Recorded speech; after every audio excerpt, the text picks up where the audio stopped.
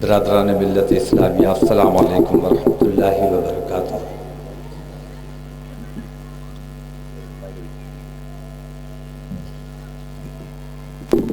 نحمدہ ونصلی علی رسولہ الکریم، اما بعد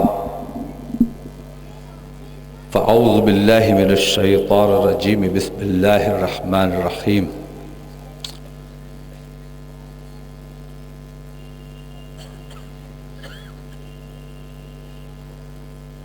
حاضرین جلسہ،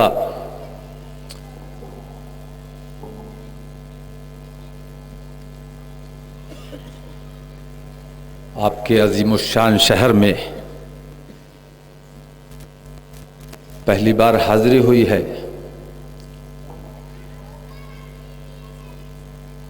اور اس کے لیے رحمت عالم کمیٹی کا تہہ دل سے شکر گزار ہوں، بالخصوص شاہد اقبال صاحب کا کہ انہوں نے مجھے اس لائق سمجھا اور آپ حضرات سے روبرو ہونے کا مجھے موقع ملا۔ بہت مخصوص رات ہے، اور اس رات میں ہمیں توبہ کرنی چاہیے، دعا کرنی چاہیے، اور پوری رات عبادت کی رات ہے۔ اور میرے لیے ایک طرف خوشی کا موقع ہے کہ پہلی بار آپ کے شہر میں حاضر ہوا، عظیم الشان شہر، تاریخی شہر، جس کے چرچے ہم بچپن سے سنتے رہے، کبھی دیکھنے کا موقع نہیں ملا۔ ایک طرف یہ کسک بھی دل میں ہے کہ یہ وہ رات ہے جس رات میں مجھے نہیں یاد پڑتا اپنی پوری زندگی میں میں کبھی اس رات میں اپنے شہر اور اپنے گھر سے دور رہا ہوں۔ عبادت کی رات ہے۔ جلد سے جلد یہاں جو ذکر ہو رہا ہے یہ بھی عبادت ہی ہے، عبادت ہی میں شمار ہوگا۔ حضرت سید صاحب تشریف فرما ہے، ان کے چہرے کی زیارت کرنا یہ بھی عبادت میں شمار ہوگا۔ لیکن حالات حاضرات کے مطابق، جس طرح ہمارے علماء کرام کا ایک طریقہ ہے کہ اسلام کی بات کرتے ہیں، بزرگان دین کی بات کرتے ہیں، اسلام کے لیے قربانیاں دینے والوں کا ذکر کرتے ہیں، شہیدوں کا ذکر کرتے ہیں۔ میں نے اپنا طریقہ تھوڑا سا مختلف کیا ہے، کیونکہ یہ علماء حضرات، مشائخ حضرات جو بھی کام کر رہے ہیں اپنی ذمہ داری کو پوری طرح سے، ٹھیک طرح سے نبھا رہے ہیں، لیکن دشمنان ملت کا ذکر کرنا بھی میں ضروری سمجھتا ہوں، اور اپنی ملت کو اسلام دشمن طاقتوں سے بیدار کرنا یہ میں اپنی ذمہ داری سمجھتا ہوں۔ تو میں نے اپنا طریقہ یہی بنایا ہے کہ علماء حضرات جو کام کر رہے ہیں یہ ان کا کام ہے، یہ انہیں کرنا چاہیے، لیکن جہاں دوستوں کا ذکر ہوتا ہے، جہاں اپنوں کی بات ہوتی ہے، وہاں دشمنوں کا ذکر نہ ہو، یہ ظلم ہے۔ دشمنوں کا ذکر ہونا بے حد ضروری ہے، اور میں تو یہ مانتا ہوں کہ دشمن ہونا بھی بے حد ضروری ہے۔ دشمن ہوتا ہے تبھی ہم متحد ہوتے ہیں، تبھی اپنی حفاظت کے انتظامات کرتے ہیں، لیکن دشمن سے لاپرواہ ہونا یہ بہت بڑی بھول ہوگی۔ تو اس عبادت کی رات میں مجھے لگتا یہ ہے کہ دشمنوں کا ذکر کرنا اس وقت مناسب نہیں ہے۔ طویل گفتگو نہیں کر سکوں گا، بہت مختصر میں اتنا سمجھ لیجئے کہ خاص طور سے کل مجھے احساس ہوا، میں اور مفتی رئیس اشرف صاحب کل دہلی سے حیدرآباد کے لیے روانہ ہوئے، تو ہزاروں لوگ ایئرپورٹ پر تھے، ہزاروں لوگ ایئرپورٹ پر تھے، لیکن یوں سمجھ لیجئے کہ مسلمان دو ہی تھے، نظر دو ہی آ رہے تھے، بہت رہے ہوں گے. جہاز کے اندر جب ہم گئے تو تقریباً 200 سے زیادہ مسافر اس جہاز میں تھے. لیکن کتنا بڑا المیہ ہے کہ ان 200 سے زیادہ مسافروں میں صرف 2 مسلمان نظر آ رہے تھے. یہاں تو الحمدللہ تمام مسلمان نظر آ رہے ہیں، لیکن یہ مسلمان اگر باہر جا کر بھی مسلمان ہی نظر آتے رہے تو پوری دنیا مسلمانوں کی نظر آئے گی. لیکن تم ٹوپی اوڑھتے ہو جب اپنوں میں جاتے ہو. ہم کیسے بیان کریں اور ہمارے علماء کیسے بیان کریں؟ سفر راتوں دن کرتے ہیں، جلسوں میں جانا ہوتا ہے، اپنوں تک اپنا مشن پہنچانا ہوتا ہے، تبلیغ کرنے جانا ہوتا ہے. ہمارے علماء کتنی تکلیف میں سفر کرتے ہیں، کیسی حقارت کی نگاہوں سے گزرنا پڑتا ہے. ایسے اچک اچک کے دیکھا جاتا ہے جیسے کوئی دوسرے سیارے کی مخلوق آ گئی. حقارت سے، نفرت سے، مضحکہ خیز انداز میں، مضحکہ اڑانے کے انداز میں ایسی نظروں سے گزرنا پڑتا ہے. اور یہ نظریں دشمنوں کی وجہ سے نہیں ہیں، یہ نظریں تمہاری وجہ سے ہمیں برداشت کرنی پڑتی ہیں، کیونکہ تم اپنے آپ کو مسلمان بنا کے نہیں رکھتے ہو، اس لیے ہمیں ان تکلیفوں سے گزرنا پڑتا ہے. یہ ذکر بھی میں ضروری سمجھتا ہوں، یہ ذکر بھی میں ضروری سمجھتا ہوں. میرے ام محترم حضور اظہری میاں صاحب ویسے تو بہت طویل ہے، لیکن ایک شعر مجھے بہت پسند ہے. اٹھو اور موڑ دو، اٹھو اور موڑ دو بڑھ کر کلائی ظلم کی. اٹھو اور موڑ دو بڑھ کر کلائی ظلم کی. تم غلام مصطفیٰ ہو، بزدلی اچھی نہیں. ان کے در کی بھیک اچھی، سروری اچھی نہیں. سروری خود ہے بھکارن بندگان شاہ کی. سروری خود ہے بھکارن بندگان شاہ کی. ان کے در کی بھیک اچھی، سروری اچھی نہیں. اور ہمارے خوبصورت جو امامہ باندھے بیٹھے ہوئے ہیں، ان کی نظر میں کر رہا ہوں. اور ابھی یہاں تھوڑی سی تک بندی کرنے کی کوشش کی ہے اپنے ام محترم کے اشعار میں کہ سبز گنبد، سبز پرچم، سبز ہیں سارے شجر. سبز گنبد، سبز پرچم، سبز ہیں سارے شجر. کیسے کہہ دوں آپ کی پگڑی ہری اچھی نہیں. ان کے در کی بھیک اچھی، سروری اچھی نہیں. تو اس وقت طویل تقریر نہیں ہو سکے گی. اور میرا المیہ یہ ہے، لوگ کہتے ہیں کہ میں تقریر کرتا ہوں، لیکن میں یہ محسوس کرتا ہوں کہ مجھے تقریر کرنا نہیں آتی. کچھ دلی جذبات ہیں، کچھ بے چینیاں ہیں، کچھ الجھنیں ہیں. اپنے دل کے چھالے پھوڑنا، اگر اسے لوگ تقریر سمجھتے ہیں تو یقیناً ہم تقریر کرتے ہیں، ورنہ سچائی یہ ہے کہ تقریر اپنے آپ میں ایک فن ہے، اور یہ فن فنکاروں کے پاس ہے، توقیر کے پاس نہیں ہے. حالات حاضرہ سے اپنی ملت کو بیدار کرنا، ہندوستان میں جو سازشیں رچی جا رہی ہیں ان سے اپنی ملت کو بیدار کرنا، یہ ہم نے اپنا مشن بنایا ہوا ہے. اور اسی حوالے سے جیسا کہ آپ حضرات نے سنا ہوگا کہ مسلمان جن تکلیفوں، جن پریشانیوں میں اس ہندوستان میں اپنی زندگی بسر کر رہا ہے،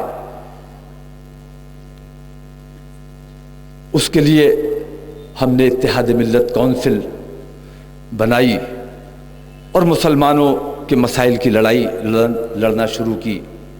اور پچھلے 6 سال سے اتحاد ملت کا یہ پیغام بستی بستی، قریہ قریہ، صوبے صوبے، ضلع ضلع کوشش کرتے ہیں حتی الامکان جہاں تک ہم سے بن پڑتا ہے اپنے اس پیغام کو، اپنے اس مشن کو پہنچانے کی کوشش کرتے ہیں.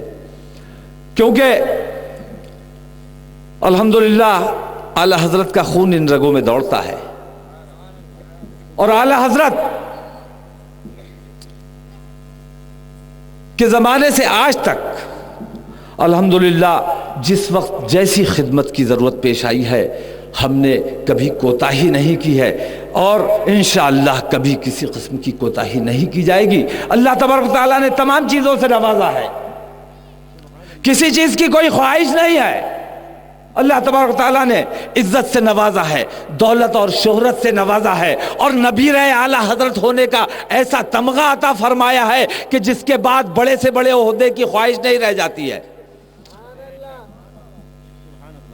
تو تمام چیزوں سے جب اللہ تبارک و تعالیٰ نے نوازا ہے تو کہیں نہ کہیں کچھ نہ کچھ ہماری ذمہ داریاں بھی ہوں گی۔ ان ذمہ داریوں کو پورا کرنے کے لیے اور اپنے رب کی رضا حاصل کرنے کے لیے، لوگ کہتے ہیں کہ توقیر سیاست کرتا ہے،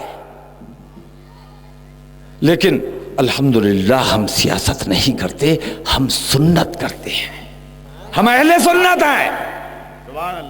سیاست دور حاضرہ کی سیاست جسے علماء نے شجر ممنوعہ قرار دے دیا، اور بالکل درست شجر ممنوعہ قرار دیا ہے، کیونکہ دور حاضرہ کی سیاست اگر اس میں ہم ملوث ہو جائیں گے تو ایسی سیاست پر اللہ کی لعنت۔ جو دولت حاصل کرنے کے لیے، عہدہ حاصل کرنے کے لیے، نام و نمود حاصل کرنے کے لیے جو سیاست کی جاتی ہے، ایسی سیاست ہمارے لیے نہیں ہے۔ ہمیں اپنی ملت کی فلاح و بہبود کے لیے سیاست کرنی ہے، اپنے مذہب کے فلاح و بہبود کے لیے سیاست کرنی ہے، پرچم اسلام کی بلندی کے لیے سیاست کرنی ہے، پرچم اسلام کو گھر گھر تک پہنچانے کے لیے سیاست کرنی ہے۔ اور اگر یہ سیاست ہے تو ایسی سیاست توقیر کو نہیں بلکہ تمام علماء کرام کو کرنی چاہیے اور تمام مسلمانوں کو کرنی چاہیے۔ ہم وہ سیاست کر رہے ہیں جو 1400 سال پہلے مسجد نبوی کی چٹائی پر بیٹھ کر حضور نبی کریم صلی اللہ علیہ وسلم نے جو سیاست کر کے سکھائی تھی کہ اے میری امت کے لوگوں، جب سیاست کرو تو اس انداز کی سیاست کرنا کہ سیاست بھی ہو جائے، سنت بھی ہو جائے اور عبادت کا ثواب بھی مل جائے۔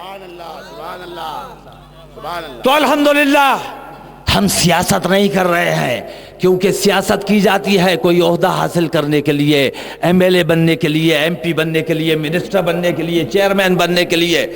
ہم نے جس دن اتحاد ملت بنائی اس دن ہم نے اپنے بائیلاز میں یہ بات شامل کر دی تھی کہ جب تک اتحاد ملت کے صدر رہیں گے اور میرے بعد جتنے بھی صدور آئیں گے اتحاد ملت کی صدارت جن لوگوں نے بھی کرنی ہے، وہ تمام لوگ کسی بھی ہاؤس کے ممبر نہیں بنیں گے، صرف اتحاد ملت کا کام کریں گے۔ تو جن میں قربانی کا جذبہ ہوگا وہی اتحاد ملت کی صدارت کر سکتے ہیں، ہما شما کے بس کی بات نہیں ہے۔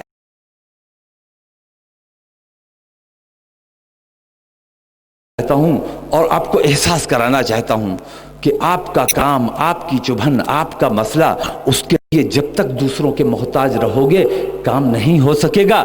جس دن للہیت کے ساتھ کھڑے ہو جاؤ گے اور یہ سمجھ لو گے کہ ہمارا کام ہے، ہمیں کرنا ہے، تب کام ہو سکے گا۔ سنا ہوگا آپ نے کہ ترشول پچھلے 12-15 سال سے اس ہندوستان میں ترشول دیکشا چلا کرتی تھی۔ وشو ہندو پریشد نے ایک ہنگامہ کھڑا کیا ہوا تھا۔ ہم نے پارٹیوں سے مانگ کی، نیتاؤں سے مانگ کی، حکومتوں سے مانگ کی، کہیں سے کوئی مدد نہیں ملی۔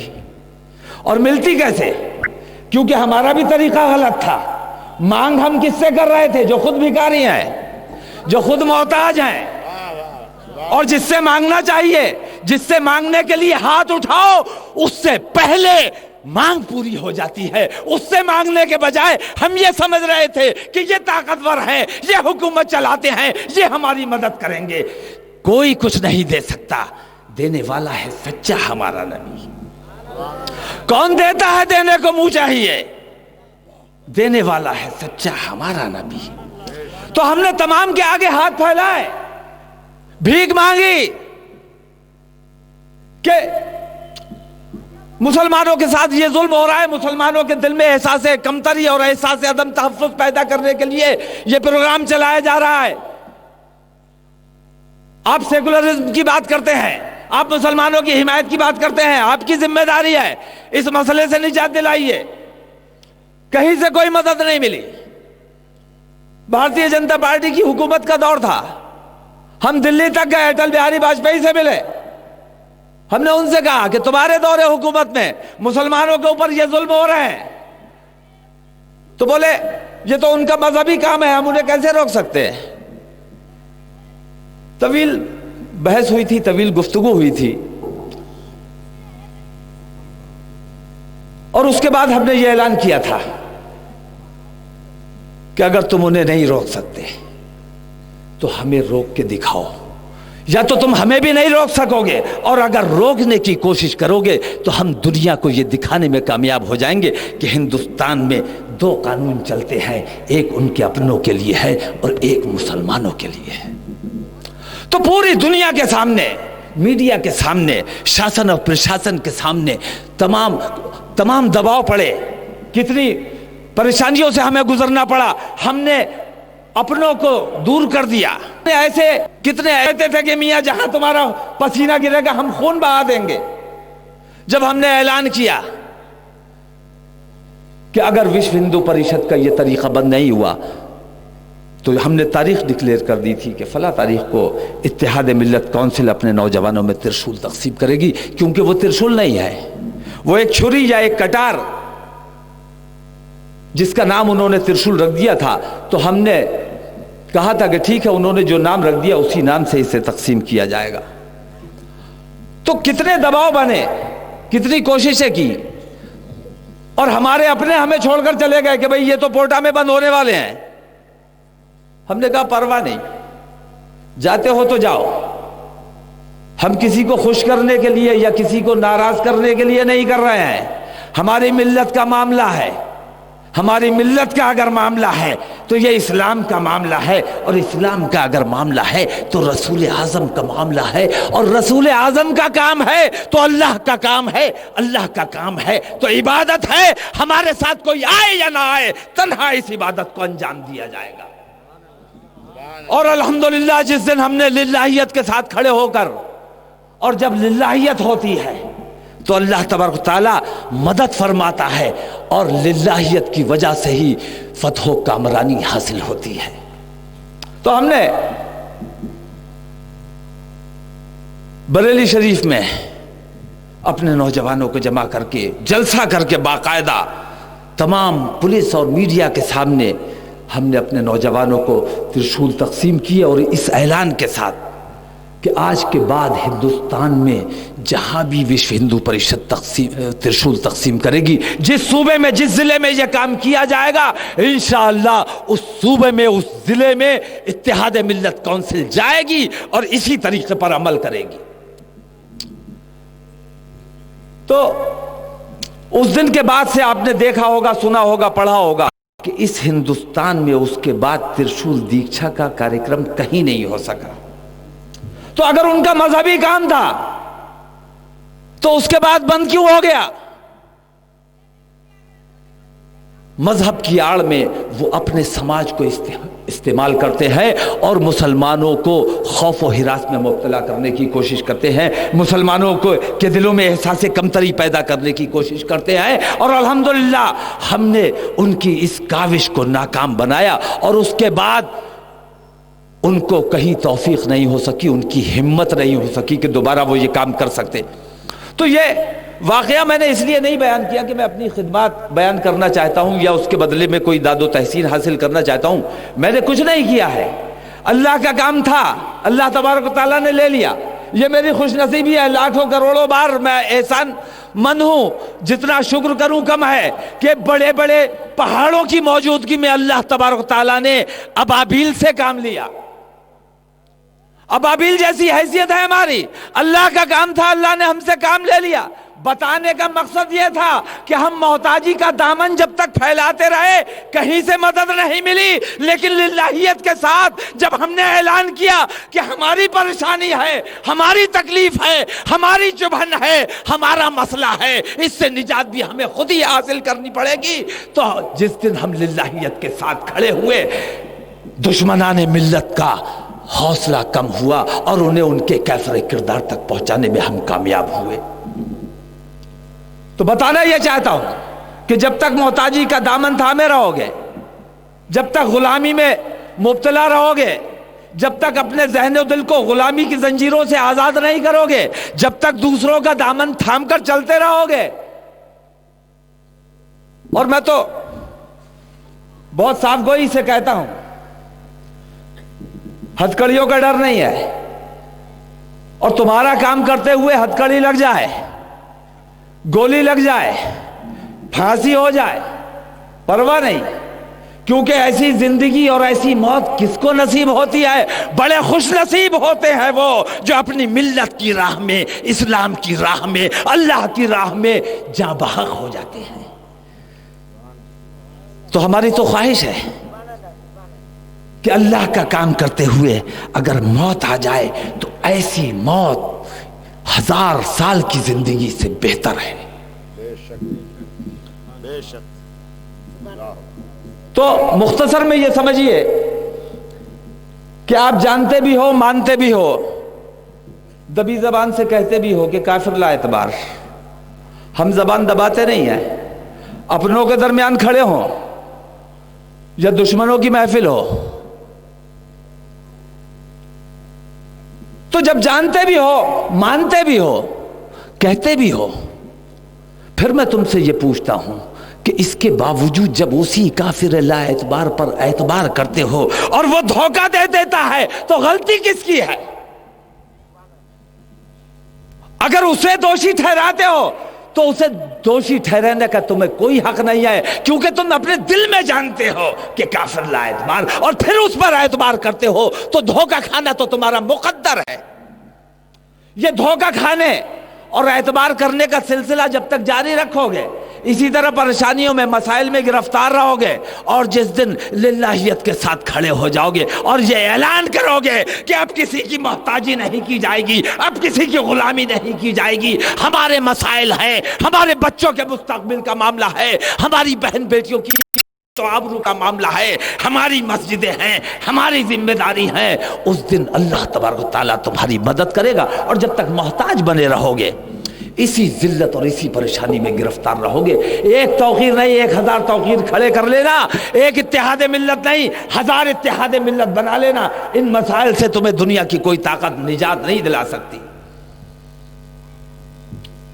ہم تو دیکھتے ہیں ایک بم کہیں پھٹتا ہے، مسلمانوں کا دل لرز جاتا ہے کہ اب پھر مظالم کا سلسلہ شروع ہوگا. اور میں پورے دعوے کے ساتھ کہتا ہوں کہ پورے ہندوستان میں ایک بھی مسلمان آتنکوادی نہیں ہے.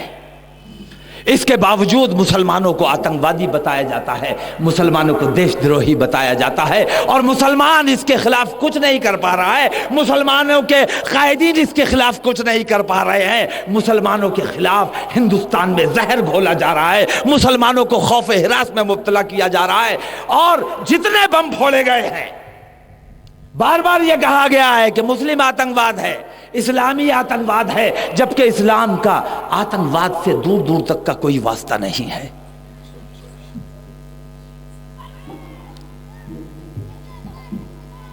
جان بوجھ کر. اور میں آج آپ سے پوچھتا ہوں، آج آپ کے سامنے سوال رکھتا ہوں، دعوت فکر دیتا ہوں. یاد کرو، اکشردھام مندر پہ بم پھوٹا، کچھ آتنکوادیوں نے حملہ کر دیا، مندر پہ گھس گئے، کتنے ہندوؤں کو مار ڈالا؟ یاد ہے؟ سنا ہوگا، پڑھا ہوگا. اکشردھام مندر گجرات میں کچھ مسلم آتنکوادیوں نے حملہ کر دیا، مندر پہ گھس گئے، چاروں طرف سے پولیس نے، اردھ سینک بلوں نے انہیں گھیر لیا. اب میں آپ سے پوچھتا ہوں کہ کون آتنکوادی تھے وہ؟ کہاں سے آئے تھے؟ کتنا بم و بارود تھا؟ کتنا اسلحہ تھا؟ خرد و نوش کا کتنا سامان تھا ان کے پاس؟ وہ تو مندر پہ گھس گئے تھے، چاروں طرف سے گھیر لیے گئے تھے. اگر کوشش کی جاتی تو زندہ گرفتار کیا جا سکتا تھا، لیکن نہیں کیا گیا. کیوں؟ حکومت تمہاری، طاقت تمہارے پاس، ملٹری تمہارے پاس، پولیس تمہارے پاس، تمام طاقتیں تمہارے پاس، اور ایک آتنکوادی زندہ گرفتار نہیں کر سکتے، لعنت ہے تمہارے اوپر، ایسی حکومتوں پر لعنت جو ایک آتنکوادی کو زندہ گرفتار نہیں کر سکتے، دیش چلانے کی بات کرتے ہیں۔ تو میں نے اس وقت بھی اعلان کیا تھا، اور پھر جب حکومت بنی تو ہمیں لگا سیکولر حکومت بن گئی ہے، شاید یہ ہماری مدد کریں گے۔ ہم نے ان سے مانگ کی تھی کہ اکشردھام مندر پہ یا پارلیمنٹ پہ جو حملہ ہوا تھا اس حملے کی جانچ کرائی جائے۔ گجرات کے حوالے سے ایک مانگ ہم نے رکھی تھی، تو ہمارے دوست ہیں لالو پرساد یادو، ان کے ہاتھ میں جتنا تھا انہوں نے تو جانچ کرائی، گودرا کانڈ کی جانچ ہوئی، اور جانچ میں یہ بات واضح ہو گئی کہ گودرا مسلمانوں نے نہیں کیا تھا، انہی کی سازش تھی۔ لیکن باقی جانچیں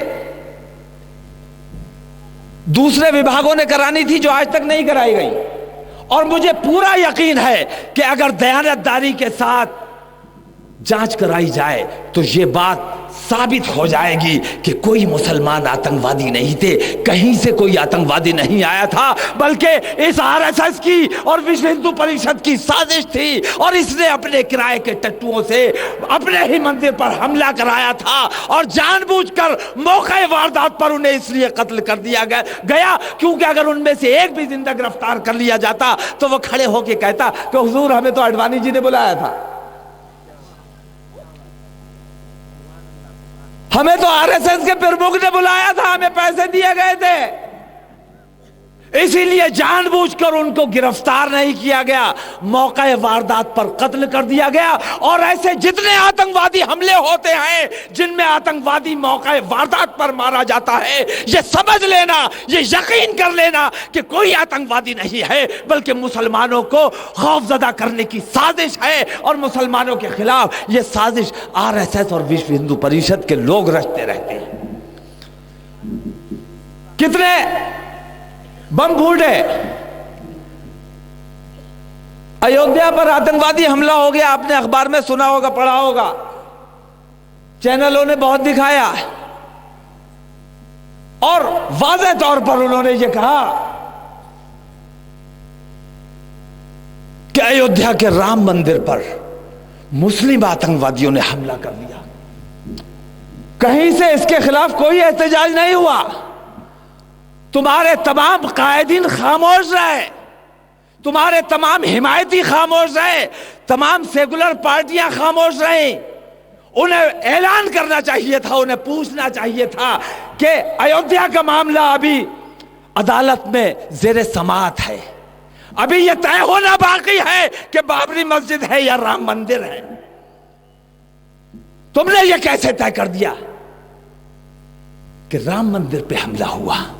تو پریس اپنی حدود سے تجاوز کر رہی ہے، میڈیا اپنی حدود سے تجاوز کر رہی ہے۔ جو فیصلہ سپریم کورٹ نے ابھی نہیں کیا ہے، پریس نے پہلے کر دیا کہ رام مندر ہے، بابری مسجد نہیں ہے۔ اور پھر حملہ کس وقت ہوا؟ عین اس وقت جب RSS کی میٹنگ چل رہی ہے اور لال کرشن اڈوانی پہ انہیں فیصلہ لینا ہے کہ پاکستان میں لال کرشن اڈوانی جو بیان دے کر آئے ہیں تو ان کے خلاف کیا کارروائی ہونی چاہیے۔ تو جس وقت فیصلہ لیا جانا ہے، عین اس وقت بابری مسجد پہ مسلم آتنکوادی حملہ کر دیتے ہیں۔ کیا ہے؟ سوچنے کا مقام ہے، اور اپنی ملت کے مفاد میں سوچنا، اسے بھی عبادت سے کم مت سمجھ لینا۔ عبادت کی رات یقیناً ہے، اور اپنی ملت کی بھلائی سوچنا، اپنی ملت کی فلاح سوچنا، اپنی ملت کو مسائل سے نجات دلانے کے بارے میں سوچنا، یہ بھی کسی عبادت سے کم نہیں ہے۔ تو جتنے حملے ہوئے وہ سب مسلمانوں پر تھوپ دیے گئے، جبکہ سچائی یہ ہے کہ ان میں سے کسی ایک میں بھی مسلمان کا ہاتھ نہیں تھا، بلکہ یہ انہی ظالموں کی رچی ہوئی سازشیں تھیں جو مسلمانوں کو خوفزدہ کرنے کے لیے، مسلمانوں کو دبانے کے لیے، کچلنے کے لیے یہ مسلسل رچتے رہتے ہیں اور مسلمانوں میں خوف و ہراس پیدا کرتے رہتے ہیں۔ اور پھر ناندیڑ میں آپ نے سنا ہوگا وسفوٹ ہو گیا، بم بنا رہے تھے، کچھ غلطی ہو گئی، دھماکہ ہو گیا، پولیس موقع واردات پر پہنچی، میٹیریل ضبط کیا۔ وہ کون سا میٹیریل تھا؟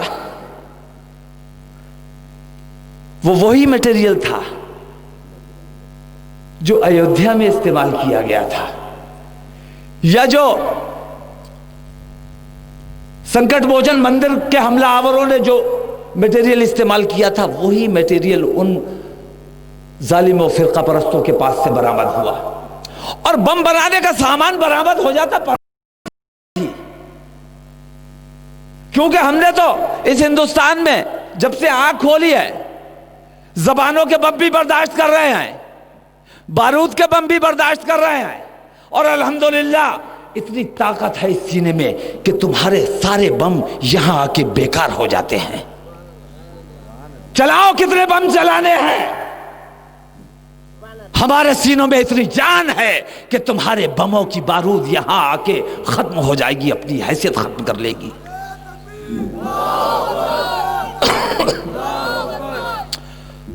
بم برآمد ہوتے، بم بنانے کا سامان برآمد ہوتا، پرواہ نہیں تھی، ڈر نہیں تھا، بموں کے عادی ہو چکے ہیں، لیکن اس سے بھی زیادہ خطرناک سامان برآمد ہوا ان کے پاس سے، ان فرقہ پرستوں کے پاس سے نقلی داڑھیاں، ٹوپیاں، کرتے پجامے برآمد ہوئے۔ بم بناتے ہوئے پکڑے گئے، داڑیاں برآمد ہوئی، کرتے پجامے اور ٹوپیاں برآمد ہوئی، کس لیے؟ دعوت فکر دیتا ہوں تمہیں، اور اس واقعے نے یہ ثابت کر دیا کہ سارے بم انہی ظالموں نے پھوڑے ہیں، اور مسلمانوں جیسی شکل بنا کر، مسلمانوں جیسا نام رکھ کر ان ظالموں نے مسلمانوں کو بدنام کرنے کے لیے یہ تمام کام انجام دیے ہیں۔ اور آج میں آپ سے پوچھتا ہوں کہ کہیں کسی مندر پر حملہ ہو جائے، 10-20 ہندو مارے جائیں، پولیس موقع واردات پر پہنچے، موجود لوگوں کے بیان لے، چھان بین کی جائے، پرتیک درشیوں سے سوالات ہوں، کون تھے، کتنے تھے، کیسے تھے، آنکھیں کیسی تھی، ناک کیسی تھی، داڑھی کتنی بڑی تھی، تو دنیا یہ دیکھ رہی ہے کہ مندر پہ حملہ ہوا ہے، مسلمانوں نے کیا ہوگا، اور جب اس بم مارنے والے کو دیکھا جاتا ہے تو مسلمانوں جیسی شکل، داڑھی بھی ہے، ٹوپی بھی ہے، تو یہ تو طے ہو گیا کہ مسلم آتنکوادی ہیں۔ اب ایک اسکیچ تیار کیا جاتا ہے، اسے ٹی وی چینلوں پہ اور اخبارات میں دکھایا جاتا ہے کہ یہ وہ آتنکوادی ہے جس نے فلاں مندر پہ حملہ کر کے اتنے ہندوؤں کا قتل کر دیا، اور اس کا پتہ بتانے والے کو اتنا انعام دیا جائے گا۔ یہی ہوتا ہے، یہی تو ہوتا رہا ہے، آپ تو دیکھتے رہے ہو، یا اس کے علاوہ بھی کچھ ہو رہا ہے؟ اب میں آپ سے پوچھتا ہوں کہ خیالی تصویر پوچھ کے ناک بنائی، آنکھ بنائی، پلکیں بنائی، ہونٹ بنائے،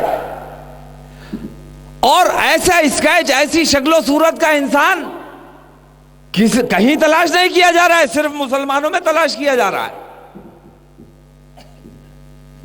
اور خیالوں کی بنیاد پر بنائی ہوئی تصویر کہیں نہ کہیں کسی نہ کسی سے مشابہ ہو جاتی ہے۔ اب تم تصور کرو کہ ایسی تصویر تمہارے کسی نوجوان سے مل جائے تو کیا حشر ہوگا اس کا، کیا حشر ہوگا اس کے عزیز و اقارب کا، کیا حشر ہوگا اس کے دوست احباب کا۔ اور ایسا شخص، یہ مت سمجھ لینا کہ ایسا شخص بمبئی میں پکڑا جائے گا، یا کلکتہ میں پکڑا جائے گا، یا بریلی میں پکڑا جائے گا، یا مدراس میں پکڑا جائے گا۔ ایسا شخص تمہارے حیدرآباد میں بھی پکڑا جا سکتا ہے، حیدرآباد کے کسی گاؤں میں بھی پکڑا جا سکتا ہے۔ تو تصور کرو، پھر تم لاکھ چلاتے رہو کہ یہ تو بہت سیدھا آدمی ہے، ابھی کبھی اپنے گاؤں سے باہر نہیں گیا، پورا گاؤں چلاتا رہے، پورا شہر چلاتا رہے، کوئی پرسان حال نہیں ہوگا، اور کیا حشر ہوگا اس کا تصور تم کرو۔ اور یہ میں خدشہ ظاہر نہیں کر رہا ہوں کہ ایسا ممکن ہے کہ ہو جائے،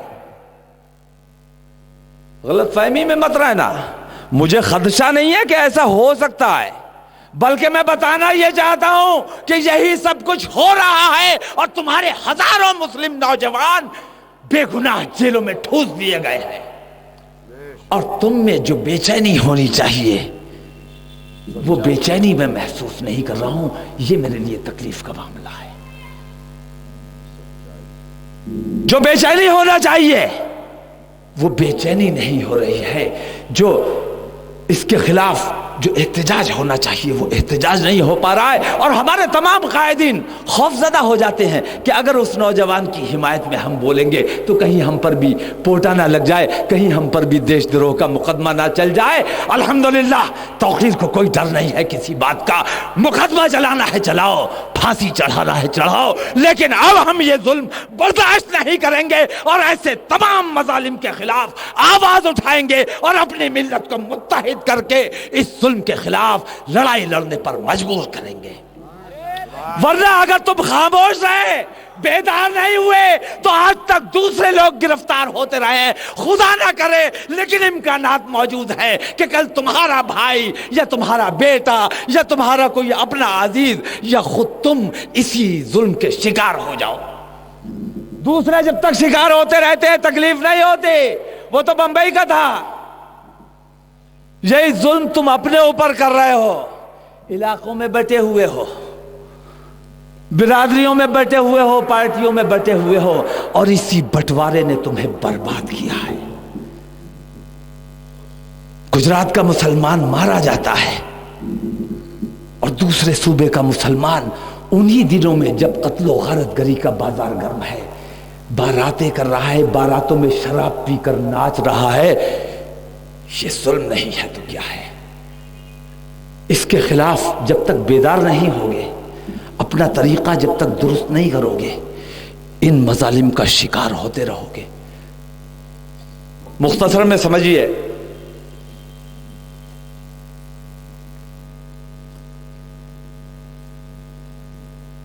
کہ ہندوستان ہمارا وطن عزیز ہے، اور ہر مسلمان جو سچا اور پکا مسلمان ہے اپنے وطن عزیز سے محبت کرتا ہے، اور جو اپنے وطن سے محبت کرتا ہے وہ آتنکوادی نہیں ہو سکتا، اور جو آتنکواد کر رہا ہے وہ لاکھ وندے ماترم کہتا رہے، وہ ہمارے ملک کا غدار ہے۔ ایسے غداروں کو اپنے ملک سے کھدیڑ دینا اب تمہارے اتحاد کے اوپر ڈیپینڈ کرتا ہے، اب تمہارے اتحاد کے اوپر نربھر کرتا ہے۔ جب تک بٹے رہو گے، کمزور رہو گے، اور یہ سمجھ لینا کہ جن سے مقابلہ ہے شکتی کی پوجا کی جاتی ہے ان کے ہاں۔ جب تک کمزور رہو گے، جب تک بٹے رہو گے، اسی طرح ستائے جاتے رہو گے، دبائے جاتے رہو گے، کچلے جاتے رہو گے، بے عزت کیے جاتے رہو گے، مسائل میں گرفتار رہو گے، اور جس دن اپنے اتحاد کی شکتی کا مظاہرہ کر دیا اس دن دنیا کی بڑی سے بڑی طاقت تم سے نظر نہیں ملا سکتی۔ اور یہ تمام فرقہ پرست شکتی کے پجاری ہیں، ایک بار اپنے اتحاد کی شکتی کا پردرشن کر دو اور دیکھ لینا، مجھے پورا یقین ہے کہ تمہاری شکتی کے آگے نتمستک ہو جائیں گے، ہاتھ جوڑ کر کھڑے جائیں گے اور تمہاری طاقت کو تسلیم کر لیں گے۔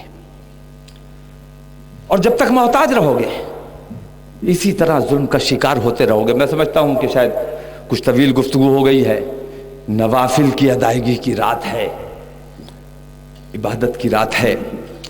مختصر کرتے ہوئے میں صرف اتنا کہنا چاہتا ہوں کہ اب ہمارے پاس ایک اور آخری راستہ بچا ہے، اور وہ ہے اتحاد ملت کا راستہ۔ اتحاد ملت قائم کیجئے اور انتشار کو ختم کیجئے، اور یہ سمجھ لیجئے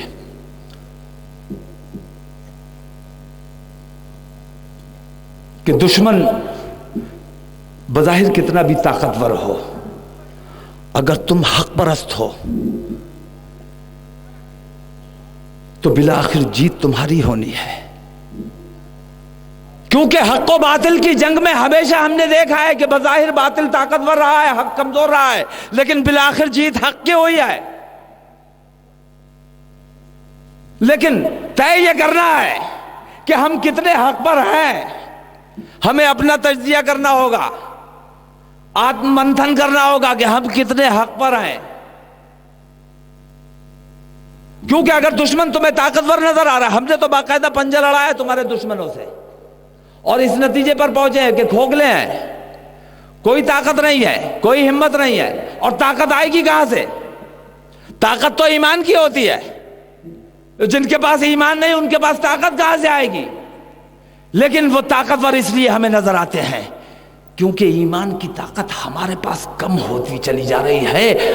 ہم کمزور ہیں اس لیے وہ طاقتور نظر آ رہے ہیں, اور ہم کمزور اس لیے ہیں کیونکہ ہم متحد نہیں ہیں.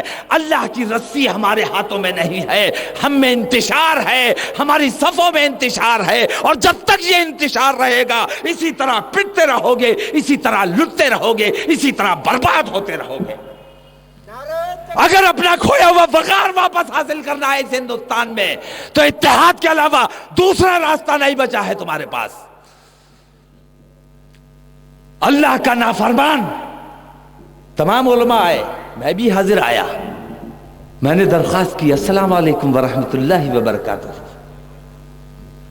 سلامتی ہو آپ پر, اللہ کی رحمتیں اور برکتیں ہوں آپ پر.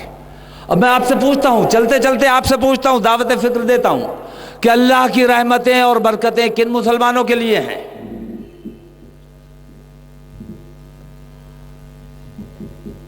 طے کرنا آپ کا کام ہے. سوچو کن مسلمانوں کے لیے اللہ کی رحمتیں اور برکتیں ہیں اور کن مسلمانوں کے لیے عذاب ہیں. جو اللہ کے نافرمان ہیں, حکم عدولی کرتے ہیں, گستاخی کرتے ہیں, کیا ان کے لیے اللہ کی رحمتیں اور برکتیں ہیں؟ اگر ان کے لیے رحمتیں ہیں تو پھر عذاب کس کے لیے ہیں؟ ہم تو دیکھتے ہیں اذان ہوتی رہتی ہے اور ہمارا نوجوان اذان کے احترام میں اپنی گفتگو بند کرنا بھی مناسب نہیں سمجھتا. نماز کو جانا تو بڑی بات ہے. تو جن کے لیے حکم آیا ہے کہ نماز قائم کرو, نماز سے دور, اتحاد قائم کرو, منتشر, علم حاصل کرو, مدرسوں سے دور, اور حکم آیا ہے شراب سے بچو, جوئے سے بچو, بے ایمانی سے بچو, غصب سے بچو, زنا سے بچو, حق تلفی سے بچو. 90% مسلمان ان تمام چیزوں میں گرفتار ہیں اور صرف 10% مسلمان ہیں جو اپنی مسجدوں کے لیے اپنی ذمہ داری کو سمجھتے ہیں اور مسجدوں کو آباد رکھنے کی کوشش کرتے ہیں. اور انہی 10% کی وجہ سے جو تھوڑی بہت عزت نظر آ رہی ہے صرف ان 10% مسلمانوں کی وجہ سے نظر آ رہی ہے. تو 10% کی وجہ سے جب عزت ہے تو اگر 100%, تو سوچو پھر کون ہے جو تمہاری طرف آنکھ اٹھا سکتا ہے؟ کون ہے جو تمہیں بے عزت کر سکتا ہے؟ کون ہے جو تمہاری مسجدوں کی طرف بدنیتی سے دیکھ سکتا ہے؟ کون ہے جو تمہاری بہن بیٹیوں کی عزت کی طرف انگلی اٹھا سکتا ہے؟ 10% مسلمانوں کی وجہ سے ہم باعزت. تھوڑی تو پرسنٹیج بڑھا لو. ابھی جیسے میں نے بتایا کہ 200 میں 2 مسلمان تھے اور پھر تم یہ کہتے ہو کہ ہمارے ساتھ تعصب ہو رہا ہے, جبکہ تعصب نہیں ہو رہا ہے. 200 میں 2 مسلمان کا مطلب یہ کہ 1% مسلمان نظر آتا ہے. تم تو آج ہندوستان میں نوکریوں میں 1.5% ہو, تعصب کہاں ہو رہا ہے؟ تمہیں تو تمہاری تعداد سے زیادہ دیا جا رہا ہے. جب تک 1% نظر آتے رہو گے اسی حال میں رہو گے. اپنے جلسوں میں آؤ, ٹوپی لگاؤ, باہر جاؤ ٹوپی جیب میں. ہم حقارت میں مبتلا کہ بھائی ہم تو تنہا ہیں, یہاں کوئی نظر نہیں آ رہا ہے. اور وہ ہر ایک وہ مسلمان جو اپنی داڑھی منڈاتا ہے وہ اصل میں داڑھی کی توہین کرتا ہے. توہین دشمن نہیں کر رہا ہے, توہین تم خود کر رہے ہو. تو انشاءاللہ پھر کسی وقت آئیں گے بہت طویل گفتگو کریں گے. میں سمجھتا ہوں اس گفتگو کا یہ موقع ہی نہیں تھا جس وقت مجھے کھڑا کر دیا گیا ہے. اور میرا مسئلہ یہ ہے کہ جب میں اپنوں کے درمیان جاتا ہوں تو سوچتا ہوں کہ جتنا ممکن ہو سکے اپنی بات کو اپنے لوگوں تک پہنچا دیا جائے اور لوگوں میں جتنی بیداری لائی جا سکتی ہے لے آئی جائے, کیونکہ پتہ نہیں آج آئے ہیں پھر کب آنے کا موقع ملے گا, اور پھر دوبارہ آنے کا موقع ملے بھی یا نہ ملے کس نے دیکھا ہے. تو آج آئے ہیں, جتنا ہو سکے پہنچا دیں, یہ ہماری کوشش رہتی ہے. تو آخر میں اتنا سمجھ لیجئے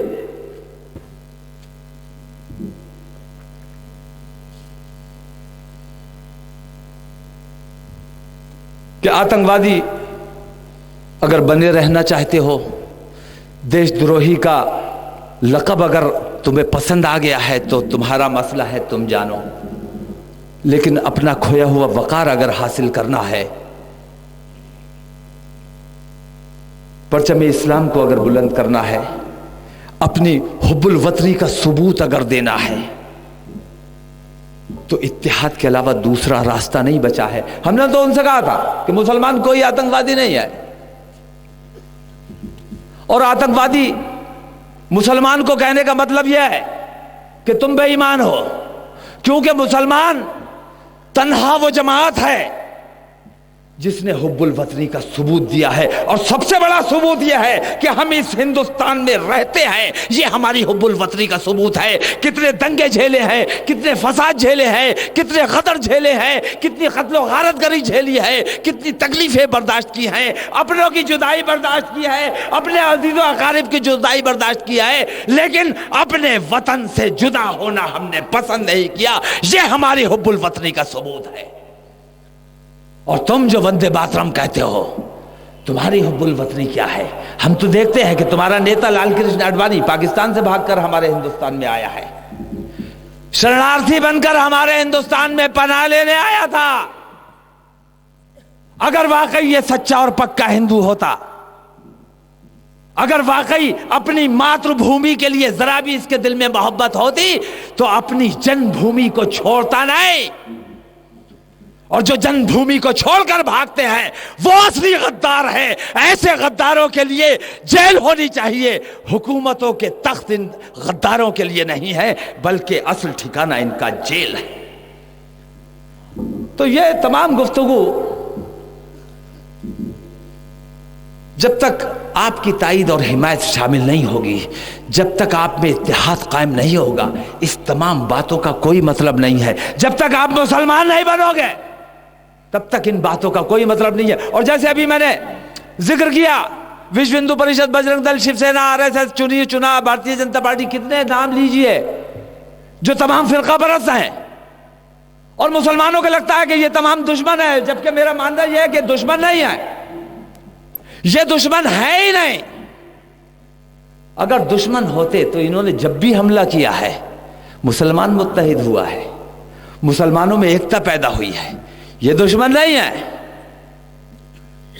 اصل میں یہ اللہ کے بھیجے ہوئے عذاب ہیں کہ جب تک مسلمان گمراہ ہے, جب تک مسلمان اپنی مسجدوں کے لیے اپنی ذمہ داری کو محسوس نہیں کر رہا ہے, جب تک مسلمان اپنے بچوں کے مستقبل کے لیے بیدار نہیں ہو رہا ہے, جب تک مسلمان اپنے مسائل کے لیے بیدار نہیں ہو رہا ہے, تب تک انہیں ڈراتے رہو, ستاتے رہو, دباتے رہو, کچلتے رہو, ذلیل و حقیر بناتے رہو. تو اللہ کے عذاب سے نجات حاصل کرنی ہے تو اس کے لیے اتحاد ملت سے کام نہیں چل رہا ہے, یہ سمجھ لینا. کسی غلط فہمی میں مت رہنا, کسی بہکاوے میں مت آنا. عذابوں سے نجات اگر حاصل کرنی ہے تو وہ تمہارے اعمال تمہیں ان عذابوں سے نجات دلا سکتے ہیں.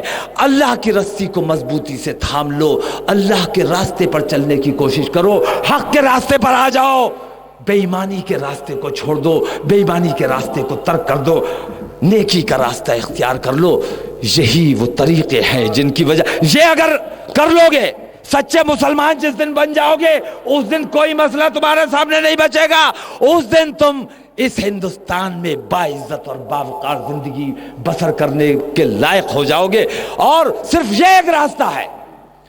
میں یہ نہیں کہتا ہوں کہ جنگ کر کے تم ان سے جیت سکتے ہو, جنگ کر کے ان سے نہیں جیتا جا سکتا، کیونکہ وہ بذات خود کوئی طاقت نہیں ہے۔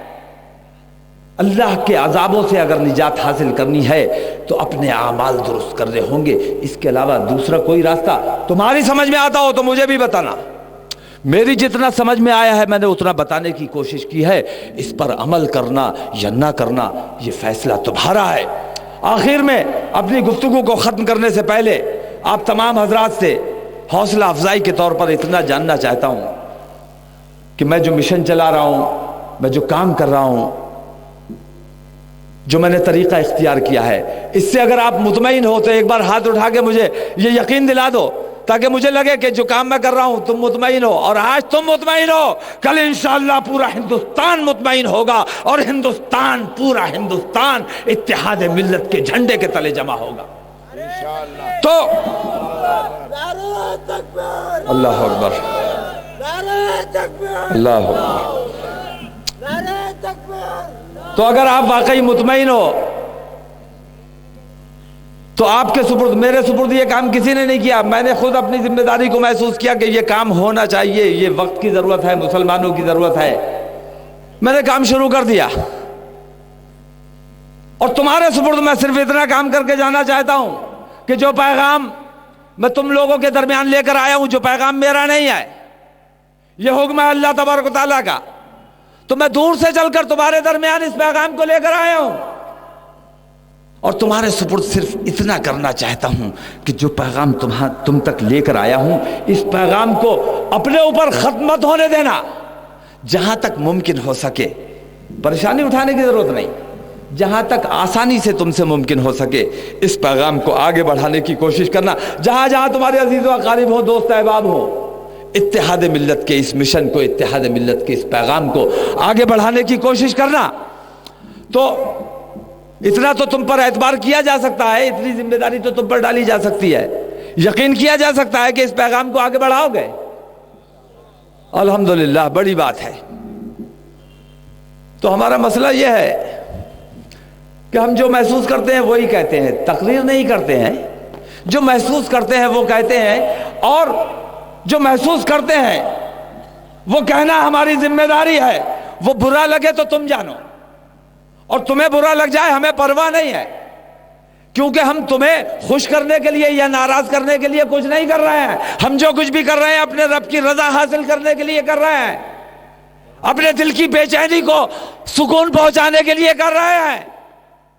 اب ہم تم سے اپنی بات کے اختتام پہ صرف اتنا جاننا چاہتے ہیں کہ تم نے وعدہ کیا ہے، تمہارے وعدے پر کیسے اعتبار کیا جائے، اپنے وعدے کی، اپنے دعوے کی سپورٹ میں کوئی ایک وجہ بتاؤ کہ اس وجہ سے تم پر اعتبار کر لیا جائے۔ پتہ نہیں دوبارہ کب آئیں گے، ابھی یقین دلا دو۔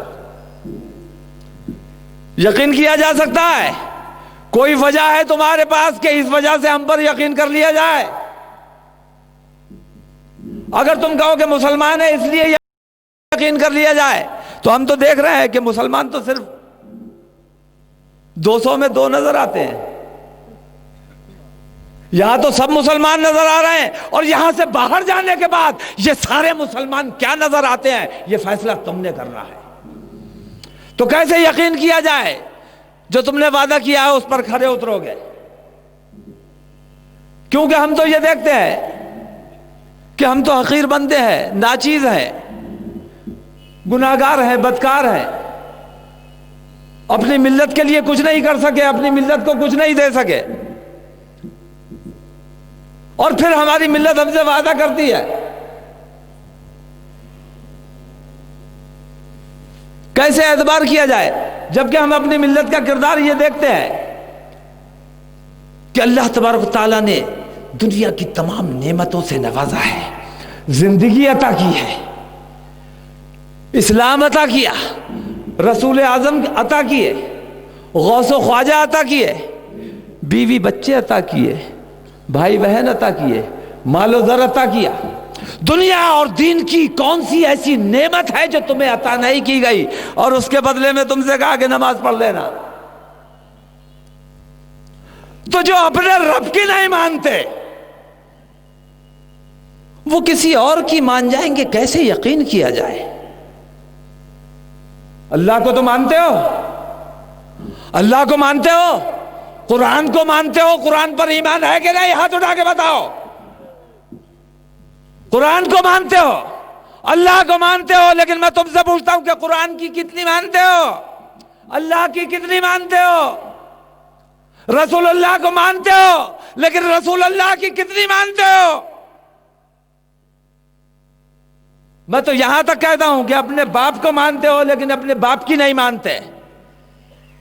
تو جو کسی کی نہیں مانتے وہ جس حال میں ہے اس سے بد سے اور بدتر تو ہو سکتے ہیں، بہتری کی کوئی امید کی کرن نظر نہیں آتی ہے۔ اگر بہتری چاہتے ہو، اگر وقار چاہتے ہو، اگر حفاظت چاہتے ہو، اگر اپنے بچوں کا مستقبل تابناک چاہتے ہو، تو اب تمہارے پاس کوئی راستہ نہیں بچا ہے۔ تمام راستے تم نے بار بار آزمائے ہیں، تمام راستوں پر بار بار چلے ہو، اور تم نے یہ دیکھ لیا ہے کہ اس ہندوستان میں سنجیدگی کے ساتھ تمہارے مسائل پر توجہ دینے والا کوئی نہیں ہے۔ تمہاری حمایت کی بات تو سب کرتے ہیں اور تمہارا استعمال تو سب کرتے ہیں۔ جب انہیں ضرورت ہوتی ہے تمہارا استعمال کیا جاتا ہے، اور جب انہیں ضرورت نہیں ہوتی ہے تو تمہارا استحصال کیا جاتا ہے۔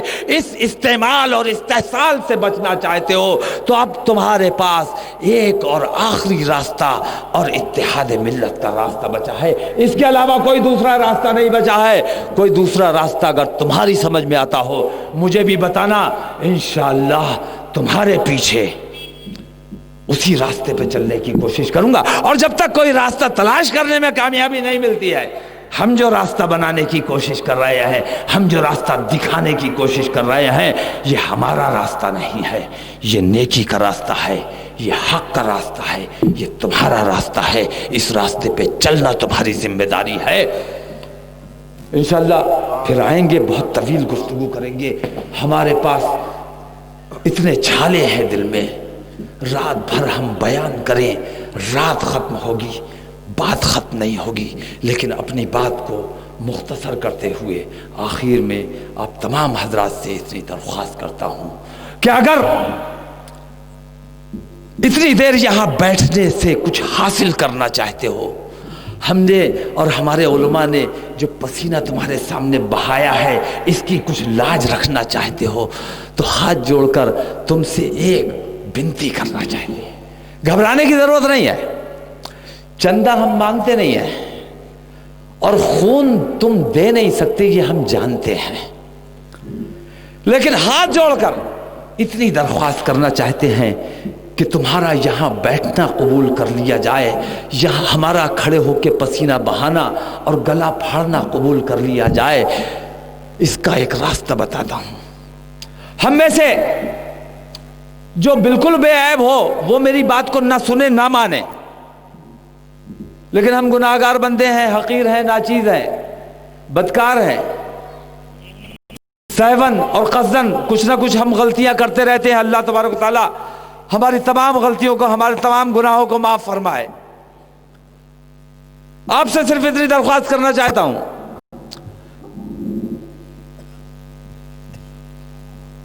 کہ تم میں سے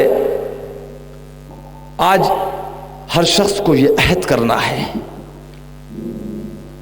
میں یہ نہیں کہتا کہ بالکل نیک بن کے چلے جانا، اللہ نیک بنانے والا ہے، ارادہ کرو، نیکی کے راستے پہ چلو، اللہ ولی بنا دے گا۔ مگر میں صرف اتنی سی درخواست کرتا ہوں اور اتنا وعدہ چاہتا ہوں کہ ہم تمام گناہگار ہیں، اور جسے تم اپنا سب سے بڑا عیب سمجھتے ہو، اعلان کرنے کو نہیں کہہ رہا ہوں، اپنے دل میں سوچ لینا،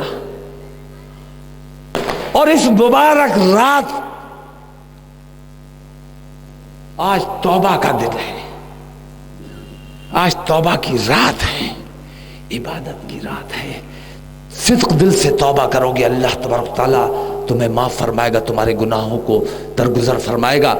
تو اپنا ایک عیب یا ایک حرام یا ایک ناجائز اپنے دل میں سوچ لینا کہ یہ بہت خراب کام ہے۔ صرف ایک کام میں تم سے چاہتا ہوں، اس فیلڈ میں آج تمہیں چھوڑ کر جانا ہے اور اپنے دل میں یہ عہد کرنا ہے کہ آج کے بعد اپنے اس عیب کو ہم دوبارہ انجام نہیں دیں گے۔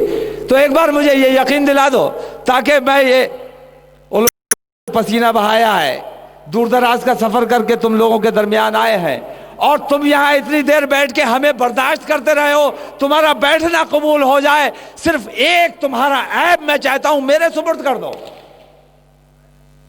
اپنے دل میں عہد کر لو اور ہاتھ اٹھا کے مجھے ایک بار یقین دلا دو کہ تم نے اپنے دل میں سوچ لیا ہے کہ ہمارے اندر جو ایک عیب تھا, ہمارے اندر جو ایک حرام کاری تھی, ہمارے اندر جو ایک بدکاری تھی, آج کے بعد ہم اس عیب کو دوبارہ نہیں کریں گے, اس ناجائز کام کو دوبارہ نہیں کریں گے. جو بے عیب ہو وہ میری بات نہ سنے نہ مانے, مجھے پرواہ نہیں ہے, اور جو بے عیب ہیں ان کے لیے میری گفتگو نہیں ہے. اور تم میں سے جو بے عیب ہو ایک بار وہ مجھے ہاتھ اٹھا کے بتائے کہ میں بے عیب ہوں. بات کو سمجھے بغیر ہاتھ مت اٹھایا کرو. ابھی میں تم سے جواب طلب کروں گا یہاں بلا کے کہ واقعی تم بے عیب ہو, اور بے عیب کون ہے یہ اپنے علماء سے پوچھو, اپنے امام صاحب سے جا کے پوچھو بے عیب ذات کس کی ہے.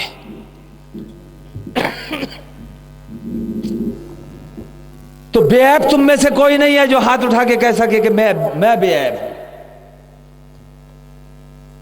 لیکن اتنی درخواست ایک بار پھر ہاتھ جوڑ کے کرتا ہوں کہ اپنی ایک ناجائز, اپنا ایک حرام, اپنا ایک عیب آج تمہیں عہد کر کے اسی فیلڈ میں چھوڑ کر جانا ہے, تب ہم یہ سمجھیں گے کہ تمہارا اتنی دیر یہاں بیٹھنا کامیاب ہو گیا, اور ہمارا اتنی دیر یہاں تمہیں کچھ سمجھانے کی کوشش کرنا کامیاب ہو گیا. ہم یہ سمجھیں گے کہ ہم نے کچھ پا لیا ہے, تمہارے شہر میں پہلی بار آئے ہیں, تمہارے سامنے پسینہ پہلی بار بہایا ہے. اگر تم واقعی ہم سے کچھ لینا چاہتے ہو, اگر واقعی یہاں بیٹھنے کو کامیاب کرنا چاہتے ہو, تو آج یقین ہے مجھے کہ تم نے اپنے دل میں سوچا ضرور ہوگا. تو یقین کیا جا سکتا ہے.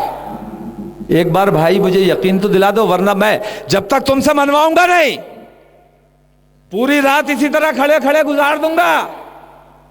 لیکن ایک عیب تو تم سے چھڑوا کے ہی انشاءاللہ آج یہاں سے جاؤں گا, چاہے اس کے لیے مجھے ایک رات نہیں 10 راتیں تمہارے درمیان کھڑے ہو کے اسی طرح چلانا پڑے. صرف ایک عیب کا سوال ہے. پورے نیک ہونے کو میں نہیں کہہ رہا ہوں, چندہ نہیں مانگ رہا ہوں, بھیک نہیں مانگ رہا ہوں. تم سے تمہارے لیے, تمہاری فلاح و بہبود کے لیے, تمہارے بہتر مستقبل کے لیے, تمہاری مغفرت اور تمہاری نجات کے لیے تم سے تمہارا ایک عیب مانگ رہا ہوں. اور اس عیب کو آج تمہیں عہد کرنا. ایک بار ہاتھ اٹھا کے بتاؤ کہ تم نے عہد کر لیا ہے کہ آج کے بعد یہ کام دوبارہ نہیں کیا جائے گا. اور جتنے لوگ ہاتھ نہیں اٹھائیں گے, میں یہ سمجھتا ہوں کہ وہ اپنی بدکاری پر قائم رہنا چاہتے ہیں, اور جو بدکار ہیں ان سے ہمارا کوئی واسطہ نہیں, کوئی تعلق نہیں. اور جو بدکاری پر قائم رہنا چاہتے ہیں ان سے ہمارا کوئی تعلق نہیں, ان سے ہمارا کوئی واسطہ نہیں. الحمدللہ, اللہ تبارک تعالیٰ آپ کے اس عہد پر آپ کو قائم و دائم رکھے, آپ کی توبہ کو قبول فرمائے, اور اس مبارک رات کی برکتوں سے آپ کو نجات حاصل ہو, آپ کے دشمنوں کا منہ کالا ہو. السلام علیکم. خدا